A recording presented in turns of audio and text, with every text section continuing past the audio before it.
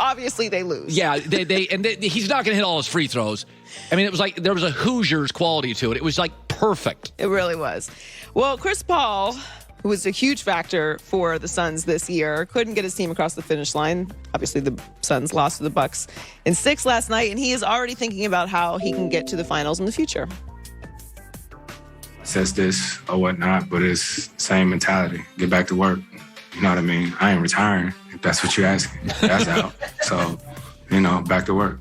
But right now, you're just trying to figure out what you could have did more. It's tough. Great group of guys, hell of a season, but this one gonna hurt for a while. He played well last night. Played well last night. Had a couple games I'm sure he wishes he could get back throughout this series. He averaged 19.2 points, 3.5 rebounds, and 8.6 assists per game in the playoffs. They have to get bigger. They were dominated on the glass. They need a 6'10 body. They need a Bobby Portis or a Brook Lopez. They need to get bigger. The funny thing about overcorrecting or going from one spectrum to the other, and we talk about this a lot in a lot of aspects in sports and in life, generally there will come a team or there will come a situation that just kind of corrects everything. Like, yes, three-point shooting is incredible, and that's analytics, and we've leaned into it, and a lot of people have complained about the finesse and the fouls, and then here comes the Bucks with all these big bodies and all these great defenders, and teams have built their teams with no defense whatsoever, like not relying on defense at all. Well, Brooklyn, no rim defender, Kyrie Harden, suboptimal defenders. I wouldn't classify the Suns as a team that doesn't play defense. I think everyone might not be a great defender, but everyone on the Suns tries to defend. Like, I don't think of them as a team that doesn't defend. But the physicality of the Bucks just overwhelmed them. So Paul has a $44.2 million player option for next season. August 1st is the deadline. So he would become a free agent if he declines this player option. And Magic Johnson had a few thoughts. He said if Chris Paul opts out of his contract with the Suns, his first call should be from his best friend LeBron James and the Lakers.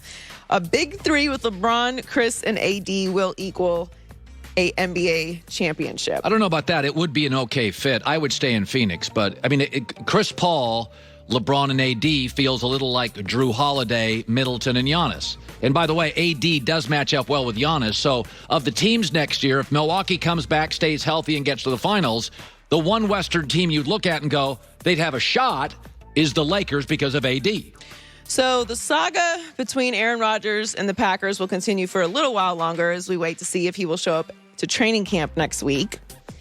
In the meantime, a Wisconsin bar called the Fat Seagull is having a little fun with the drama. They posted a picture of their newest beer, and it's called Cry Baby 12.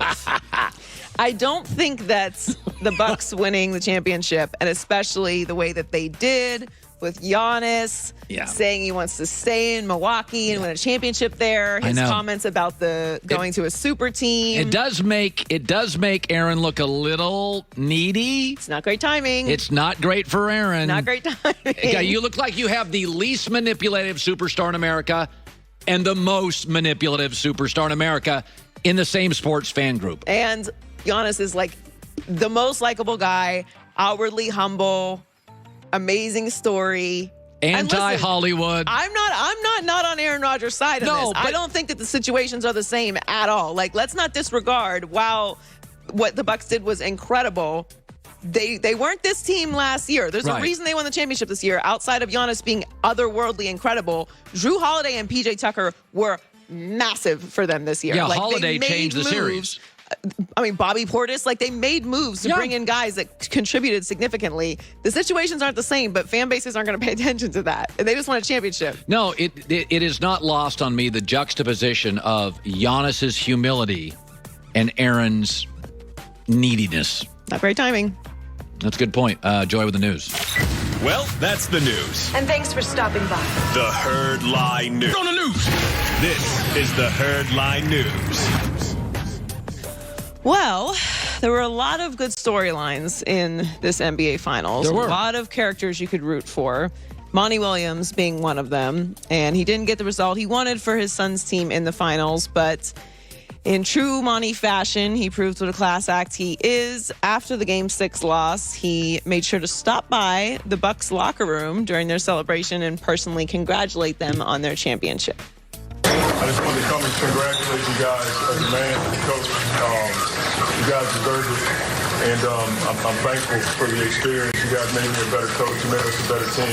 Congratulations. Wouldn't it be great? Wouldn't it be great if our politics were like this? You know, Oh, you mean like adults measured and with class and dignity? What is that? Years ago, when I was doing the sports radio thing, a political station came to me and said, would you ever consider politics? I said, everybody's angry. Like I said, in sports, there's winners and there's losers, and there's a way to act when you win and a way to act when you lose. In America today, you lose an election. Oh, I mean, it can't be. Cheaters.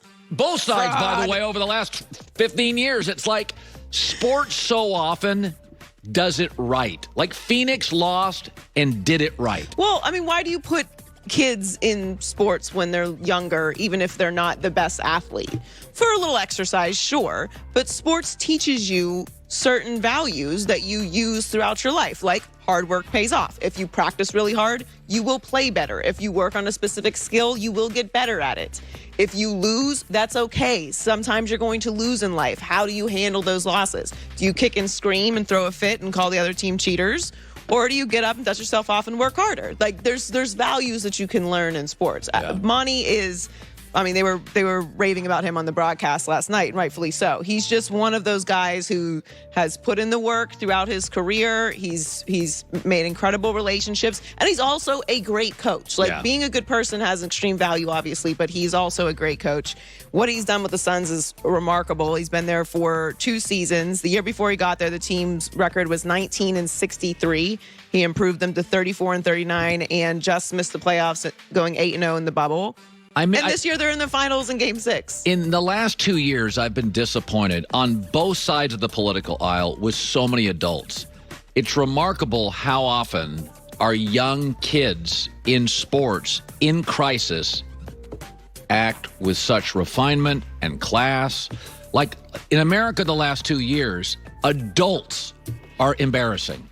And I continue to go to these Super Bowls and March Madness and our basketball players and our football players, and I'm just like, thank God we have sports. This fabric where you have to give and be coachable and admit defeat. And you've got to work with people from different places in the world. And you fail all the time. Backgrounds. You fail, and when you fail, you can't make excuses. That's not what you do in a team. It's like, there's a reason. For years and years, I watched television in America. I could never understand why everybody didn't watch sports. Everything was scripted. So you'd watch television, everything's scripted. And I can remember when I was young, like a teenager, thinking, it's the only thing you watch. You have no idea how it's going to turn out. And by the way, there's not a set time it's going to end. It could go into extra innings. It can go into overtime. Now, 30 years later from when I thought that, the only thing keeping the lights on broadcast television is sports. We finally figured out this is what it's all about. And Hollywood couldn't script these endings because you wouldn't believe it. You wouldn't believe that Giannis, who failed and failed. So many critics, myself included, I'm like, they haven't arrived yet. Like, why are they contenders? They haven't won anything yet. He has a hole in his game, and he goes out and makes his free throws like that last night. It's like, if we scripted that, no one would believe it. Yeah, if you wrote a movie and said, and then finally Giannis wins the championship, and he hits all his free throws. He goes 17 for 19. You'd be like, no, that's too hokey.